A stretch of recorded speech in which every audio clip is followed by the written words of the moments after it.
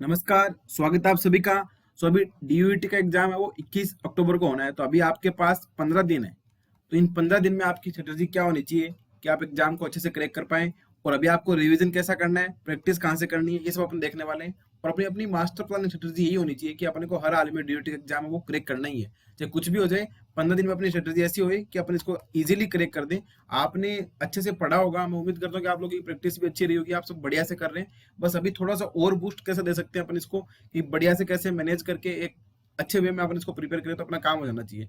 तो सबसे पहले बात तो मैं आपको ये बोलूंगा कि अभी अगर 15 दिन है तो आपको इन 15 दिन में कम से कम 2 बार तो आपको रिवीजन करना ही करना है।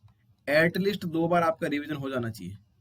अब वो रिवीजन कैसे करना है, रिवीजन फ्रूटफुल कैसे होगा, आपको इसको अप्लाई कैसे करना है, वो अपन देख लेते हैं। तो सबसे पहली बात तो ये कि अभी आप एक बार क्या करें, जैसे भी आपने जो भी पढ़ा है वो बहुत अच्छा है, बट अभी आप क्या करना चाहिए, कम से कम 4 या 5 पेपर, पुराने पेपर 2021 से पीछे के जो 4-5 पेपर हैं, उनको आप क्या करें, एक बार कंप्लीट सोल्व करें। कंप्लीट सोल्व करने का मतलब आपको आइडिया होना चाहिए कि जो टॉपिक आपको आ रहा है उसका तो हर एक क्वेश्चन ऐसा पता होना चाहिए आपको कि इसका कॉन्सेप्ट कहाँ से लगा है और उसको आपने कैसे सोल्व करा है, सब कुछ पता होना चाहिए।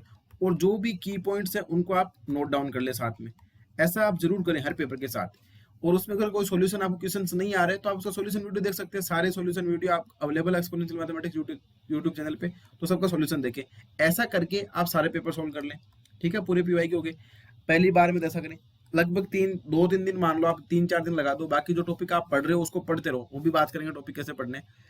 और फिर नेक्स्ट टाइम आप क्या करो, एज ए मॉक टेस्ट करो। 2 घंटे का पेपर लो, टाइमर सेट करो। जैसे आज एक स्टूडेंट ने मेरे को अभी पेपर लगा था अपना मॉक टेस्ट, उसने मेरे से पेपर लिया, उसने पेपर करा सोल्व 2 घंटे के लिए, और उसने एक पेपर पे अपनी ओमार सीट आंसर लिख के मैच करे। तो ऐसे आप लिख सकते हो, 50 क्वेश्चन के आंसर की लिख सकते हो, आंसर की अवेलेबल है, उससे मैच कर लो। तो एज ए मॉक टेस्ट दोगे तो इससे आपको क्या एक आइडिया लगेगा। फुल टेस्ट देने का मतलब क्या होता है कि आपको ये पता लग जाता है कि पूरे जैसे 50 क्वेश्चन आते हैं तो एग्जैक्टली 50 कॉन्सेप्ट हो गए। अब कुछ क्वेश्चन मान लो कुछ कॉन्सेप्ट है वो रिपीट हो रहे होंगे, तो आपको लगभग 35 से 40 कॉन्सेप्ट ऐसे होते हैं ना जो हर बार नए सीखने को मिल रहे हैं। और वो 35 40 कॉन्सेप्ट एक पेपर में अगर आप 4 से 5 बार दोगे तो लगभग 200 के राउंड कॉन्सेप्ट आपको पता लगेगा। अगर जैसे रियल एनालिसिस का पेपर है, जैसे मान लो सपोज उसमें 15 क्वेश्चन मानते हैं अपन, 5 पेपर दोगे तो 75 क्वेश्चन होते हैं। तो ऐसे सोचो कि 50 कॉन्सेप्ट होंगे, टोटल 50 कॉन्सेप्ट ऐसे होंगे जो। और सबसे बड़ी बात, जब भी आप फुल लेंथ पेपर देते हो तो उस पेपर में क्या होता है, जो इंपॉर्टेंट टॉपिक होता है या इंपॉर्टेंट पार्ट होता है वहीं से क्वेश्चन पूछा जाता है। तो 50 कॉन्सेप्ट आपने एक सब्जेक्ट के देख लिए जो कि इंपॉर्टेंट है। तो अब आपको आइडिया लग जाना चाहिए ना कि इन कॉन्सेप्ट के नियर बाई में, इनके नेबरहुड में कैसा क्वेश्चन बन जाएगा, आपको खुद ब खुद आइडिया लग जाएगा। तो अगर आप 5 पेपर इस प्रकार से सोल्व करते हैं तो मुझे नहीं लगता कि आपको कोई दिक्कत होने वाली। इसके अलावा अपने जो मॉक टेस्ट चल रहे हैं, मॉक टेस्ट जैसे मैंने आपको बताया था कि 3 मॉक टेस्ट लगे हैं, अभी एक मॉक टेस्ट लग गया है, 2 और लगने हैं। तो वो 2 क्या होंगे, एक तो 6 अक्टूबर को अपना लगेगा 1:30 PM पे, और एक 15 अक्टूबर का। अगर आप ये वाला दे सकते हैं तो दो, पर 15 अक्टूबर वाला तो मैं बोलूंगा आप सबको देना चाहिए। तो इसकी फीस अब अपनी 50 रुपये रहेगी और दोनों को मिला के 75 रहेगी। तो ये वाला तो आपको देनी चाहिए, ये तो 100% देना चाहिए। तो तीनों मॉक टेस्ट ये हो गए, और जिन्होंने तीनों दिए हैं उनके लिए क्या है, वो तीनों तो मॉक टेस्ट, उनको ये पता होना चाहिए कि अपने मॉक टेस्ट का हर का सॉल्यूशन आपको अवेलेबल है पीडीएफ फॉर्मेट में। तो क्या होना चाहिए कि आपको ये पता होना चाहिए कि क्वेश्चन कहाँ से आया है और इसमें क्या कॉन्सेप्ट लगा है। और जो लोग ये मॉक टेस्ट नहीं दे रहे हैं उनके लिए मैं 2 टेस्ट बता रहा हूँ जो एनटीए की वेबसाइट पे है। वो फ्री ऑफ कॉस्ट रहेंगे। वो कैसे रहेंगे, कैसे देना, वो मैं आपको सेपरेट बता दूंगा कि कैसे देना है। क्योंकि वो एक्चुअली में क्या, डीयूईटी वाले पेपर है वो तो ओपन हो नहीं रहे वहाँ पे, पर 2 पेपर है वो जेएनयू के हैं। तो आपको उनको कैसे अटेम्प्ट करना है वो बता दूंगा, तो वो पेपर भी दें आप जरूर, ताकि इन केस अगर थोड़ा सा पेपर हार्ड आता है, मुझे नहीं लगता है क्योंकि मेरे अकॉर्डिंग तो ऐसा लेवल है, जैसा पीवाईक्यू जैसा लेवल है वैसे ही रहने वाला है। बट फिर भी आप ये पेपर भी ट्राई जरूर कर लें, कैसे करना है वो आपको पता लग जाएगा।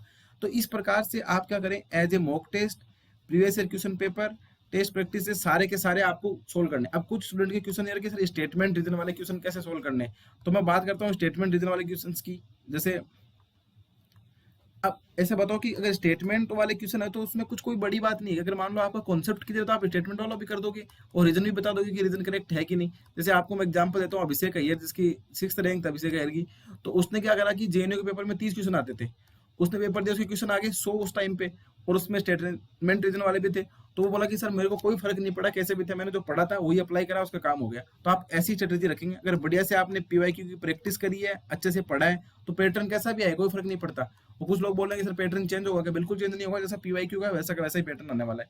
और अब आपको बात करते हैं रिवीजन। जैसे मैंने सबसे पहले आपको बता रखा है कि इंपॉर्टेंट टॉपिक कौन कौन से हैं। जैसे री एनालिसिस पढ़े हैं आप, ओडीपीडी के पढ़ सकते हैं सबसे। इसके बाद ये तो पता होना ही चाहिए, तो कंप्लीट आपका कंप्लीट होना ही चाहिए इतना पार्ट, तो इसमें कोई किंतु परंतु नहीं होनी चाहिए। इसके इंपॉर्टेंट टॉपिक भी डाले हुए हैं, पीडी के भी डाले हुए हैं, ओडी के थोड़े कम है तो उसमें मैं और ऐड कर दूंगा। और स्टर्म वाली बाउंड्री वाली प्रॉब्लम के क्वेश्चन आते हैं, वो नेट टाइप के क्वेश्चन है, तो वो प्ले लिस्ट में भी आपको ऐड हो जाएंगे, तो आप उनको भी देख सकते हैं। तो इस प्रकार से इतनी प्रैक्टिस तो आपकी होनी चाहिए, एटलीस्ट इतना काम तो होना ही चाहिए। और जिन स्टूडेंट ने बढ़िया से पीवाईक्यू कर लिया, 2-3 बार अच्छे से सब कुछ देख लिया है, तो उनको मेरा ये सजेशन है कि जो जो इंपॉर्टेंट टॉपिक डाले हैं, जैसे यूनिफॉर्म कन्वर्जेंस के हैं, रिमान इंटीग्रेशन के हैं, लिफ्ट स्टिच फंक्शन के हैं, काउंटेबिलिटी अनकाउंटेबिलिटी के हैं, सीक्वेंस एंड सीरीज के हैं, पीडी में जो अपने टॉपिक बन सकते हैं वो हैं, रियन के बन सकते हैं, वो ग्रुप थ्योरी के बन सकते हैं, वो सब इंपॉर्टेंट टॉपिक है। तो एक बार इन सबको आप जरूर रिवाइज करें। होगा क्या कि इन सबको रिवाइज करने से फायदा ये हो जाता है कि आपको पता लग जाता है कि कॉन्सेप्ट कैसे आने वाला है। और सबसे बड़ी चीज क्या होगी, आपका कॉन्फिडेंस बूस्ट होगा। जब कॉन्फिडेंस बूस्ट होता है तो आपको चीजें आ जाती हैं, तो वो सारी दिमाग में रहती हैं, और दिमाग में रहती है तो वहां पे आप इजीली अटेम्प्ट कर पाते हो।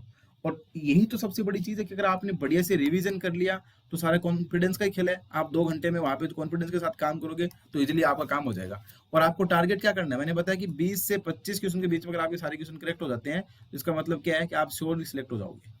तो यही स्ट्रेटजी आपको रखनी है, इसी के साथ आपको काम करना है। और आपको अगर पुराने पीवाईक्यू में कुछ सॉल्यूशन में प्रॉब्लम आ रही है तो सारे के सारे सॉल्यूशन अवेलेबल हैं। तो इसके लिए आप ज्वाइन बटन का मेंबरशिप ज्वाइन कर सकते हैं।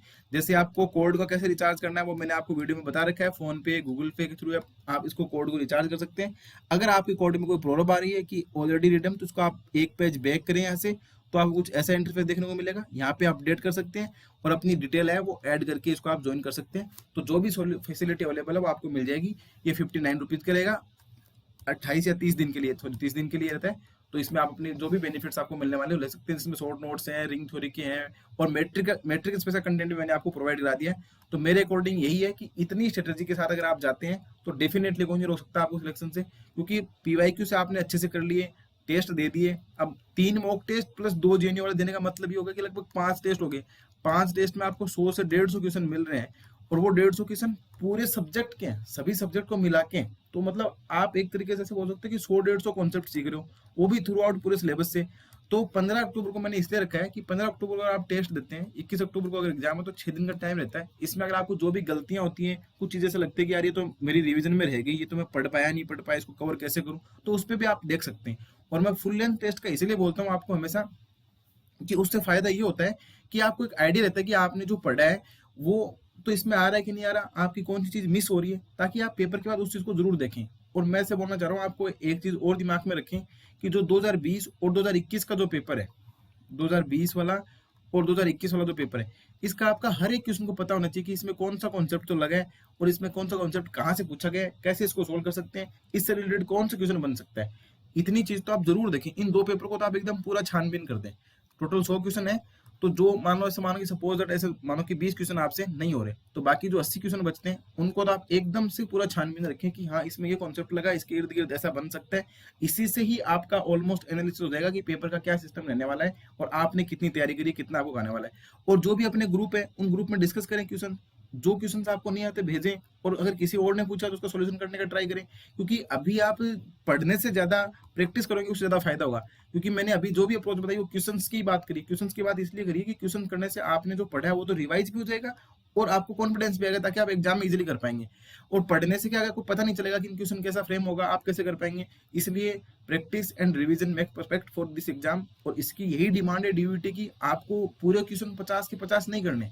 यहाँ पे डीयूटी बोलते नहीं आप 50 करो, वो बोलता है अगर 50% भी कर दिया ना, 50 में से अगर 25 भी कर दिए तो भी आप इजीली सिलेक्ट हो। तो इसलिए ऐसी स्ट्रेटेजी अपनानी है कि पूरा नहीं करना है, जो करना है वो परफेक्ट करना है। क्योंकि कुछ क्वेश्चन है वो बिल्कुल अच्छे आते हैं, ऐसे नहीं कि सीयूईटी की तरह आप देखते टिक लगा दो, ऐसा नहीं रहता है pattern.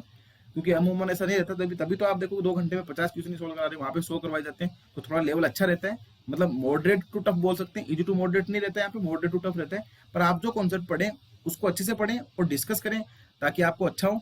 So I hope this strategy is helpful for you. फिर भी अगर आपको कोई डाउट रहता है तो आप कमेंट बॉक्स में पूछ सकते हैं, अपने टेलीग्राम चैनल @exponential mathematics 2531 पे भी पूछ सकते हैं। So thank you.